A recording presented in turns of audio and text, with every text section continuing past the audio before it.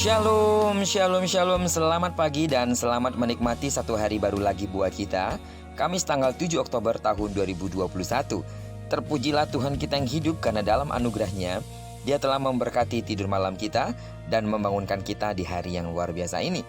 Baiklah, seperti biasa sebelum kita lebih jauh melakukan semua kegiatan hari ini, marilah kita sama-sama kembali merenungkan firman Tuhan yang akan menjadi pedoman dalam menjalani hari ini, yang akan tetap kita ambil dari pembacaan Alkitab 24 hari bersama kitab 2 Samuel. Dan hari ini kita telah berada di hari yang ke-6, maka kita akan membaca kitab 2 Samuel, pasal yang ke-6 ayat pertama sampai dengan ayat yang ke-23.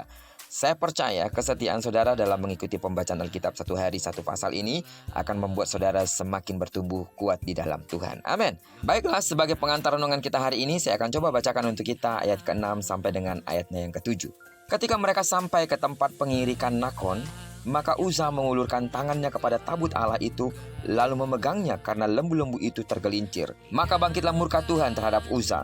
Lalu Allah membunuh dia di sana karena keteledorannya itu. Ia mati di sana dekat tabut Allah itu. Judul perenungan kita hari ini, dengan hormat yang benar. Pelanggaran terhadap kekudusan Allah dan pelecehan terhadap hadirat Allah dipandang sebagai kejahatan serius oleh Allah.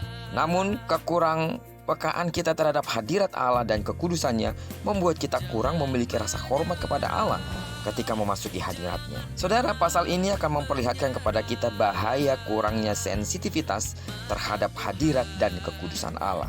Dengan dijadikannya Yerusalem sebagai pusat pemerintahan membuat Daud ingin menempatkan tabut Allah di kota itu sebagai lambang kehadiran Allah. Namun sayangnya, pemindahan tabut dilakukan tidak sesuai dengan aturan Tuhan. Tabut dibawa dengan kereta, padahal seharusnya diusung oleh orang Lewi dan keluarga Kehat. Pelanggaran terjadi lagi saat lembu-lembu yang menghela kereta itu tergelincir. Uza yang mengkhawatirkan jatuhnya tabut, kemudian memegang tabut itu. Ini mengakibatkan Tuhan marah dan menjatuhkan hukuman mati kepada Uza. Terlalu berlebihankah hukuman mati itu bila dibandingkan dengan kesalahan Uza? Daud menganggap demikian dan ia membuat dia sangat marah. Padahal tindakan menyentuh tabut merupakan hal yang sangat terlarang. Menyentuhnya berarti mati. Dalam hal ini Uza tidak melihat perbedaan antara tabut dan barang berharga lain. Maksud Uza memang baik, untuk mencegah supaya tabut itu tidak salah atau tidak jatuh. Maksud Uza untuk mencegah terjatuhnya tabut itu tidak salah. Tetapi tak ada kepekaan mengenai kekudusan tabut itu. Orang Lewi saja dilarang untuk menyentuhnya. Mikal, istri Daud, juga tidak memiliki sensitivitas terhadap hadirat Allah. Ia melecehkan suaminya Daud yang merendahkan diri di hadirat Allah. Penulis 2 Samuel menyatakan bahwa Mikal tak memiliki anak hingga akhir hayatnya. Sidang jemaat Tuhan yang saya kasih di dalam nama Tuhan Yesus, kisah dalam pasal ini memberikan peringatan keras bagi kita.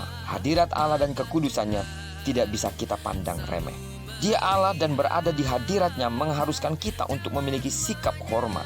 Dan bicara soal kekudusannya bukan bicara tentang sesuatu yang bisa ditawar-tawar, melainkan suatu harga mati yang harus kita junjung tinggi. Perenungan ini juga mengingatkan kita, dimanapun saudara berada, saat saudara harus beribadah, berdoa, mungkin melakukan ibadah secara online, hormati hadirat Tuhan.